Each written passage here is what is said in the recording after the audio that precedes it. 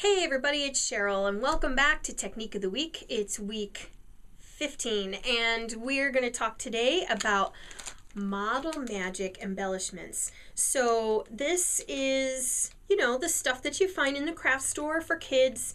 It's like Play-Doh, a little bit like Play-Doh.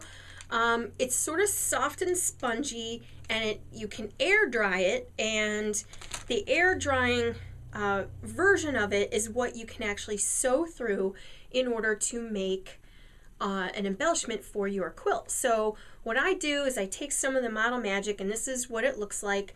I always buy the white Model Magic because then I can paint it any color that I would like.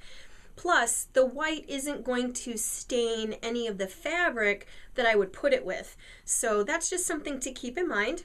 And what I will do is, tear pieces of it off, roll it out, and then you can create sort of designs in your Model Magic with just plain old rubber stamps. And this is a giant rubber stamp, so this is just a way to show you what it would look like, but you would put this down, sort of put it over your stamp, and then you get that relief into your Model Magic. Now, if this was a piece that I was going to put into my quilt, I would then let this air dry, and then I could paint over it with paint. So I'm going to show you the quilt. Okay, so these are the Model Magic embellishments that I added to this quilt. This is one of my favorite Technique of the Weeks so far. I really like this one. The one thing you do have to worry about after you are done, and they do stay a little bit soft and flexible, but you do want to, you can see here, this one broke, and so you do want to treat them a little carefully afterwards.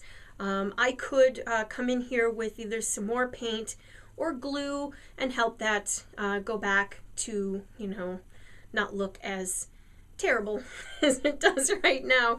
So this is just a really fun technique to try to make little embellishments. Now these I did sew on with just a hand sewing needle, so it's really soft. You can push the needle through it with no problem. So these are hand applied. Yeah, so this one was a lot of fun. I can see a lot of uses for it, so go ahead and give it a shot. And that's just one more way to make embellishments for your quilt. So be sure to follow along on my blog at www.muppin.com, and be sure to subscribe to this channel so you get all the new videos when they come out. And don't forget, you can get the entire list of the 52 Technique of the Week cheat sheet by subscribing to my newsletter over on my website. So thanks, and I will see you again next week.